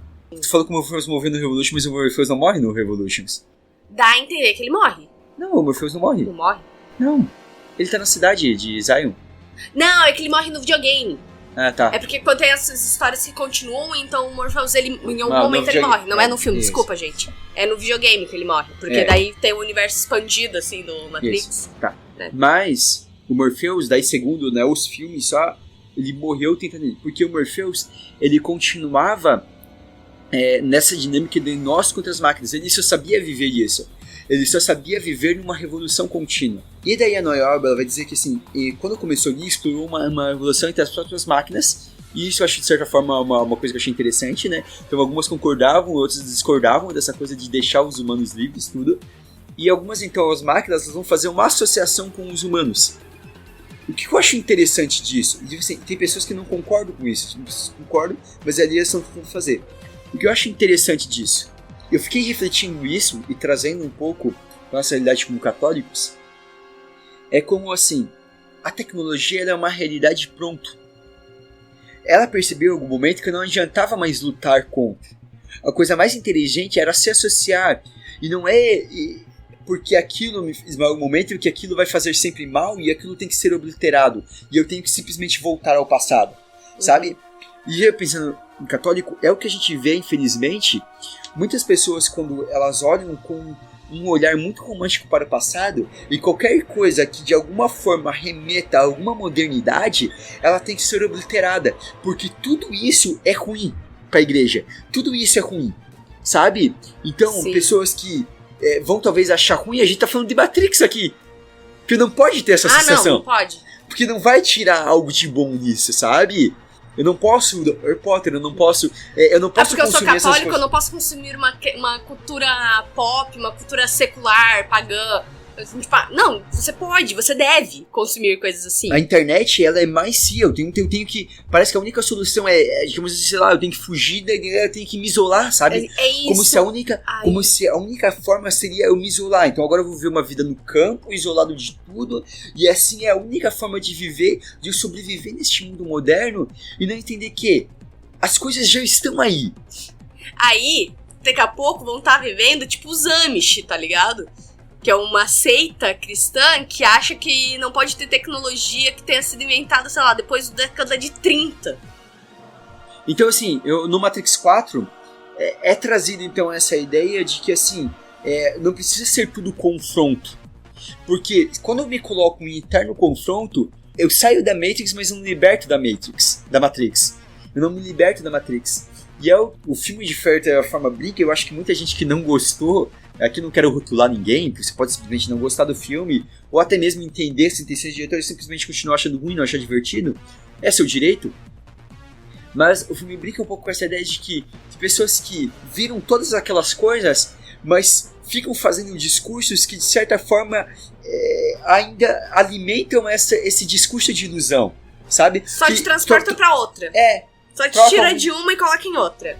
É uma coisa que eu gosto de dizer, que eu brinco que é muito mais fácil você ir de um radicalismo pro outro do que você se tornar uma pessoa equilibrada. Sim. Então, a pessoa, ela odiava a igreja. Daí, de repente, ela se torna a pessoa mais radical dentro da igreja, sabe? A ponto de se tornar até chato, às vezes, sabe? Então, assim, a pessoa é ateu e, de repente, ela se torna aquele conservador, assim, aquele red thread, sabe? Daí vira a pessoa que vai falar que que o Papa é herege, umas coisas assim, tipo, cara... Sabe? E muito rápido. A pessoa era extremamente carismática, nossa, e assim, daqueles, nossa, mais doido, assim, porque é tudo do fogo, e de repente, tipo assim, ela diz a igreja, mas de repente ela muda a chave pra um conservadorismo, assim, nossa, extremo, assim, agora. De que a missa ordinária não é válida. Sabe, o que vale é só a missa assim. tridentina que vale, e o Concílio Vaticano II não vale pra nada, sabe? Não tem mais padre, então, consequentemente, não tem mais casamento também. Sabe, o pessoal vai numa maluquice muito grande. Entra assim numa coisa assim, sabe? Vai de um radicalismo ao outro. E isso é um pouco dessa crítica que o Matrix vem trazer. De que às vezes nós precisamos entender que assim, as coisas estão aí e não precisa ser tudo uma lógica de confronto. Ao invés de ser uma lógica de destruição sempre, ela pode ser uma lógica de transformação e de convívio. O diálogo resolve muito mais os conflitos do que a discussão. Sim, exatamente. Sabe? Do que se você só brigar. Você resolve muito mais você conversando, você indo conhecer e aliando as coisas. Então, por exemplo, sei lá, a pessoa é da renovação e, tudo bem na missa tridentina, mas também não precisa viajar 15 horas porque é a única missa válida. Não, vai na missa que tem, se eventualmente tiver uma missa perto de você, vai, que é legal. Ainda assim, é uma missa bonita. Se você quiser ir participar, tudo bem. Mas até o Papa restringiu isso justamente porque o Papa acabou restringindo isso recentemente, restringindo a celebração porque essa questão da celebração da missa estava sendo usada de forma ideológica, né, a celebração da missa tridentina. Então ele restringiu mais justamente porque estava sendo usado de forma ideológica. E também aqui não é também tratar como se, tipo assim, como se nada antes do Concílio Vaticano II prestasse, que também não pode cair nisso, né? Foi o que sustentou a igreja por muito tempo, sabe? Então, assim, é uma questão de diálogo. Então, o filme, ele brinca com isso, né? Ele traz isso e ele brinca com isso. Então, dessa forma, vida a Matrix. Uma coisa que eu acho interessante é próprio como se trata amor, é próprio como o analista ele diz que ele chegou na situação de como que gera mais energia, de deixar o Neo e a Trinity próximos, mas não deixar eles necessariamente juntos. Porque juntos eles causam uma explosão, eles não... Porque juntos eles despertam os poderes deles e daí eles destroem a Matrix. Próximos eles geram muita energia, eles têm atenção, mas eles não levam ao despertar um do outro. Né? Essa é a ideia. Então, pra mim aqui é um pouco a ideia de como assim, às vezes até as coisas podem brincar com a gente de dar aquilo que a gente acha que a gente quer, mas não é exatamente aquilo que a gente quer. Dar algo próximo daquilo que a gente quer, sabe? Sim. E é interessante ele ser um analista, um pouco no sentido, eu pensei um pouco assim, sabe? Mas ele é um analista dentro da computação, ou seja, digamos assim, como um pouco dessas análises que as redes sociais fazem com a gente. De indicar o que é melhor. Melhor não, o que vai agradar. O que prende, né? nos prende numa bolha. Sim. Então, tipo, não vai nos oferecer algo que vai sair, algo pra fazer a gente se questionar. Não, deixa aqui, no que é confortável. Como ele brinca que ele fala assim, que ele achou um sistema de defesa muito mais interessante, que são os bots. E que os bots que eles fazem no filme, eles se explodem, simplesmente saem atacando, explodindo, sacrificando. E é muito interessante como assim, quando alguém faz algum comentário assim, que é um pouco mais crítico, surge muita gente atacando. E isso vale para várias pessoas. E as pessoas vão simplesmente repetindo algumas coisas e simplesmente atacando sem entender o que está por trás de tudo aquilo. Por exemplo, assim, eu parei para ler mais recentemente, por exemplo, um pouco tudo a perseguição que tem em torno da J.K. Rowling, né? Em torno de Harry Potter. Há um posicionamento dela, mas elevam as coisas, assim, sabe? Então, agora, por exemplo, aconteceu mais recentemente, ela estava sendo chamada de antissemita. Meu Deus. Essa aí eu não peguei, essa aí eu não tinha Pelo visto. fato de que falaram que a representação dos duendes, né, como a representação dos duendes, eles estarem cuidando dos bancos, tudo, cuidando dos bancos somente, seria uma representação dos judeus. Caraca! Sabe? Só que assim, o problema é que assim, e daí eu até cheguei a conversar com as pessoas sobre isso, e deve ser as pessoas ficam assim, as pessoas simplesmente repetem, falam, não, mas ela tá sendo antissemita assim, é uma representação antissemita, que sempre teve isso, mas na verdade assim, por que isso ganha proporção? Por causa das outras coisas que pelo fato de que ela fez alguns comentários que pelo fato dela não aceitar, ela não se curvar totalmente a essa questão das políticas identitárias, gênero, ela ser crítica a algumas questões nesse sentido, agora a J.K. Rowling é a grande bola da vez de todas as críticas que vem. Então sai malhando o pau dela em cima de tudo, sobre todas as coisas, sabe? E assim... Daí ela é transfóbica, ela é antissemita, outro problema que eu acho também que tem em relação a isso, não só ela, mas outros autores também, é que as pessoas não conseguem, tipo, você pode gostar da obra sem gostar, às vezes, do autor, tudo bem, não tem problema nenhum. Por exemplo, eu gosto de Matrix, eu não gosto das irmãs Wachowski. Um exemplo. Ou às vezes também não é porque você gosta da obra que você vai concordar com tudo que a pessoa diz. Na minha opinião, por exemplo, a J.K. Rowling, ela só às vezes é meio burra na forma que ela se expressa às vezes. Sabe? Mas, às vezes é um pouco de erro. Por causa que assim, sim. eu digo, infelizmente, tipo, hoje em dia, e daí também entra essa questão muito politicamente correta. Porque se tu vai ser uma pessoa pública, tu vai falar. Existe toda uma estratégia pra tu não. Existe toda uma estratégia pra você não ofender as pessoas. E daí, quando eu digo burra, nesse sentido meio que de marketing, tá? Porque assim, ela simplesmente foi sincera. E daí, então... Então, mas é porque ela não quer se curvar, né? Exato. Isso eu acho interessante, eu né, acho dela. Isso interessante. A gente pra e daí, às vezes, eu só já acho que ela faz, às vezes, de uma forma não inteligente esse posicionamento. Porque ela simplesmente sai falando. Mas às vezes ela teria uma forma mais interessante de tratar. Mas ela já tentou, e as pessoas já nem sabem o que motivou o ataque inicial. Essa é a questão. As pessoas estão nem aí, as pessoas nem querem saber, as pessoas simplesmente atacam, simplesmente reagem. Se você abrir o Twitter, as pessoas simplesmente vão chamando ela de transfóbica e ninguém sabe aonde começou isso. Sim. Ninguém sabe trazer o que ela teve de...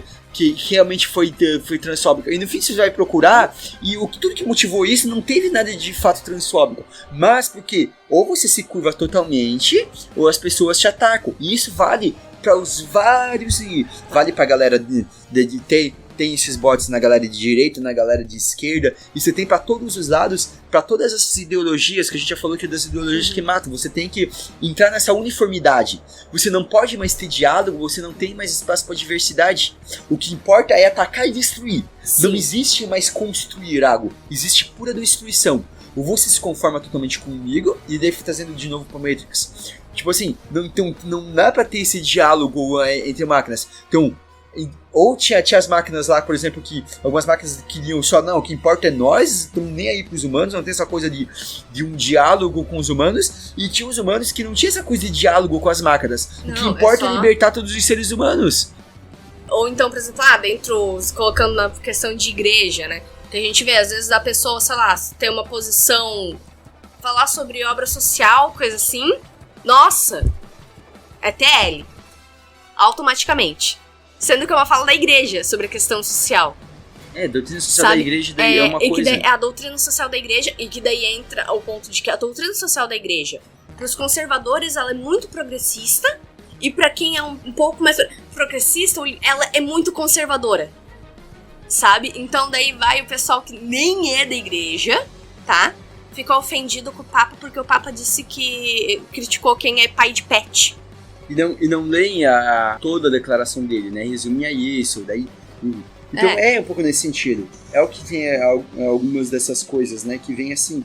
O filme, ele brinca um pouco com algumas questões, assim... De certa forma, ele propositalmente tosco. Assim, as cenas de ações, elas não são bem feitas, assim. Muitas das cenas, elas são toscas justamente para brincar com a ideia do Matrix. Para justamente... brincar com essa ideia, assim, vocês querem tanto essas coisas aqui, ó, então eu vou, de certa forma, eu vou entregar tudo o que vocês querem. Eu vou brincar com bullet time, eu vou fazer um monte de coisa, vai ter salto, vai ter ninho voando, vai não sei o que, vai ter um monte de gente brigando, mas eu vou fazer isso daqui bem tosco, assim, bem escancarado, porque simplesmente, porque isso tem que ser feito, sabe? E daí brincando com essa metalinguagem ali que acontece no filme de tipo, não, isso aqui vai ser feito de qualquer maneira. Sim. Daí a própria Lana, ela decidiu, eu entendo que ela de certa forma ela quis assim, ó. Ela falou, já que isso vai ser feito, eu vou fazer de uma maneira zoada mesmo. Eu mesmo, de certa forma, destruir a minha obra, sabe? Sim. Ela faz esse negócio realmente de tentar quebrar um pouco... quebrar realmente o que foi construído. Porque criou uma mítica muito em torno do Matrix. E meio que também, assim, tipo, nossa, como se fosse um negócio assim... A pessoa tem quase A pessoa que entendeu o filme, ela parece que ganha um superpoder. E tipo, gente, não é isso. Eu entendi, pronto, eu tô certo, sabe? Você tá errado, você pensou assim, você tá errado, sabe? Ele atualiza, né, um pouco dentro dessa nova Matrix. Essa questão, ele traz um pouco das tecnologias lá, aparece tipo as redes sociais, tudo. E ele brinca um pouquinho também com essa ideia. A gente já falou um pouco dos bots, né? Ele tem aquela cena em que aparece o Merovingio. Cara... Tipo assim... É um pouco engraçado, assim, a cena fica meio zoada, mas assim... É triste, é triste, aquilo ali é triste, cara. Mas tem uma parte que é engraçada, porque ele fala assim, antes nós tínhamos classe, antes nós tínhamos... Porque ela meio que tá brincando assim, que ó, antes a gente sentava, e o que eu entendi aquilo ali, antes a gente sentava e a gente conversava sobre as coisas, antes existia diálogo. Hoje é tipo tudo nas redes sociais, cada um na sua bolha, um xingando o outro, daí assim, né, discussão nas redes sociais é assim, um cara vai lá e escreveu alguma coisa, eu vou embaixo, deu uma resposta, já vem embaixo, jantou, já tem que falar as coisas assim, né, jantou, tudo assim, esses bordões, sabe, se eu vou e eu escrevo uma coisa, alguém me rebate, eu respondo de novo, sentiu, sabe? Nossa, sobre tudo como se fosse assim, sabe? Não tem debate, sabe? Não tem debate, é tudo posições extremadas, sabe? É tudo a bolha, e é tudo pra fazer, é feito pra fazer selfie, pra brilhar, é pro momento, sabe? Não tem a discussão, não bate, não tem convivência real. Então o filme, acho que ele brinca com isso, ele traz um pouco dessas críticas, sabe? Né? Quando o Merovingio, ele fala de antes nós tínhamos classe e olha o que vocês fizeram com a gente, né? Não vem com o Facebook. Sabe? E brincando com meme, é sobre isso. Eu acho que assim, o Matrix 4, ele é um filme que, se você for ver tecnicamente, ele é o mais inferior dos 4. Mas... como um todo, pelo que passa tudo, eu acho ele muito superior ao Reload e ao Revolution. Sim. Sabe, Actions. Porque eu acho que ele tem muito mais debates, tem muito mais coisa que você vai debater. Claro que se você é muito aquele fã maluco, você tava com mais... Dependendo da expectativa que você tava, você se decepciona, sabe? Eu acho que o fato de que eu não tava esperando tanto assim... Né? O segredo é você não criar tanta expectativa. Porque de certa forma eu sempre comprei, que tipo assim, eu nunca comprei de jeito que eu sempre achei que a volta do Matrix era meio zoado, sabe? Eu pensei, vai ser meio forçação de barra. Mas claro, beleza, citaram elas, muita tecnologia, dá pra ressuscitar, né? Mas, então eu tava achando assim umas coisas meio estranhas. E daí eu fui, acho que abracei esse estranho um pouco mais fácil. Porque o filme ele é meio zoado mesmo, algumas coisas, né? Então, mas o filme, eu entendi que o próprio filme ele se zoa, né? E acho que isso que eu acho que se torna inteligente, de certa forma genial, sabe? Sim. Então, ele, tecnicamente, ele é um filme nota 4, mas no todo, pra mim, ele, sei lá, é nota 9, sabe? Porque ele brinca com isso, ele mesmo se brinca, ele mesmo se leva a sério, e pra mim ele faz propositalmente aquilo zoado, sabe? Eu gostei muito do filme, realmente, tipo, eu acho que nada bate o primeiro filme, nada mesmo, mas o 4 ele conseguiu cumprir bem, sabe? Eu não fiquei decepcionada completamente, eu saí meio bolada com algumas coisas, mas o filme é muito bom. Tô louco pra liberar logo no stream pra eu assistir de novo. Matrix 4 ele traz assim, ele atualiza, né, alguns conceitos. Quando ela falou, é interessante, ela falou que o que inspirou muito ela a escrever essa história do Matrix 4 foi a perda dos pais, né? Então ela traz de novo essa coisa do amor do Trinity do Neo, justamente porque ela, como ela tinha perdido os pais e era a grande referência pra ela sobre a questão de amor, sabe? No Neo e na Trinity. E daí, de certa forma, eles trazem que, tipo assim, como essa história de amor, então assim, nunca foi o Neo somente o escolhido, mas era tudo, era os dois, era aquele polo, né? Era a junção dos dois, né? A gente falou que se o que tinha feito o amor dela ressuscita ele, né, e o sacrifício. Se no 2 o que faz ele ser diferente é o amor, né, que ele tem, né, Sim. e que é o amor faz ele se importar de uma maneira diferente, aqui de novo faz o amor e faz ele se importarem. E eu acho que é interessante, por mais que aquele final, o final ele é meio tosquinho, sabe? Mas é uma coisa que eles falam interessante, que vocês vão fazer destruir? Não vamos destruir, nós vamos modificar a Matrix. É porque no final das contas, o que nos difere das máquinas e dos animais é a questão do amor. É a capacidade do ser humano amar. E o que eu acho que é interessante que ela fala nisso, nós vamos destruir, nós vamos modificar, é o novo que eu digo da destruição, é às vezes a gente entender, e a gente como católico a gente pode pensar um pouco isso, a gente entender que o mundo está aí, e parar com certos romantismos de achar que só porque as pessoas usavam vestido longo antes, não tinham, todo mundo vivia uma excelente moral. Gente, roupa comprida não é sinal de modéstia e castidade. Gente, traição existia a relação sexual fora do casamento, todas as coisas existiam. Hoje está exacerbado, está vendo, talvez muito mais, assim. Mas a gente não pode cair numa ilusão de que o passado é tudo aqui e agora a gente tem que destruir, se desconectar. E sim, o que a gente tem que trabalhar é para moldar a nossa realidade. Um ponto interessante nisso, que quando você vai estudar um pouco sobre a doutrina social da igreja, tudo, o pensamento social da igreja, dizer que quando começaram a surgir as democracias, a igreja católica, como ela tinha um entendimento, se posicionou inicialmente contra as democracias. Né? E as pessoas às vezes absolutizam isso até hoje. Mas isso gerou um efeito de que, como os católicos de início em muitos lugares não participaram, quem definiu a política era quem não era católico. E tomaram conta, com reflexos que vão até hoje. Os católicos entraram atrasado no mundo político. O que se torna muito complicado pra gente conseguir hoje. Daí até hoje, por exemplo, a gente tem algo assim, porque a gente não quer fazer uma transformação política. A gente entende que se a gente quer transformar, por exemplo, os leigos, eles precisam entrar na política. E aqui não estou falando de política partidária, e aqui de novo lembrando que a gente criticou lá no 2 e 3, cuidando para não criar messias, né, dentro da política. Entender que todos nós somos falhos, lembrar, mas entender que nós temos que entrar e se envolver com a sociedade e não apenas criar um rompimento, e daí eu vou criar simplesmente um movimento monárquico e tudo aqui. E aqui eu não estou dizendo que você não pode, você pode ter a sua posição bem fundamentada e achar que a monarquia é uma coisa melhor do que a democracia, tudo bem, mas assim, a questão é que a gente tem que ser bem sincero que se você for pegar o todo da igreja, a igreja nunca não defende um sistema político acima de todos. Acima de tudo, o que a igreja defende a gente tem que ser católicos dentro da realidade que nós estamos. Sabe? Sim. Temos que buscar a santidade dentro da realidade que nós estamos. Por exemplo, a realidade que a gente vive no Brasil é de uma democracia, então nós temos que entrar e entender o mundo que nós vivemos e não querer criar guetos, e querer romper, e querer simplesmente lutar. Criar um universo paralelo. Isso, e fazer da igreja um gueto e entender que a igreja ela tem que ser agente transformadora da sociedade. Nós temos que ser agentes transformadores da sociedade. Essa questão, tudo da gente, né, nós somos seres sociais e nós precisamos estar em sociedade.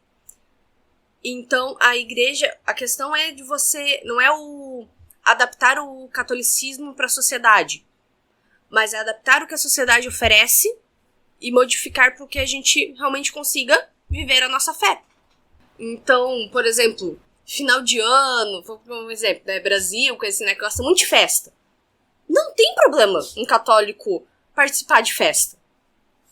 Agora, a gente precisa ter consciência do que é saudável e de como viver isso. Então, por exemplo, o Ano Novo, o Carnaval, que é muito forte no Brasil. Cara, tem como fazer essas coisas de uma forma saudável. Então, eu acho que é isso. Conseguimos falar um pouco. Mandem pra nós também o que vocês acharam aí de Matrix, 1, 2, 3, 4, quais são as ideias que faz vocês pensarem também. Mandem pra gente. E agora nós vamos para as nossas dicas culturais.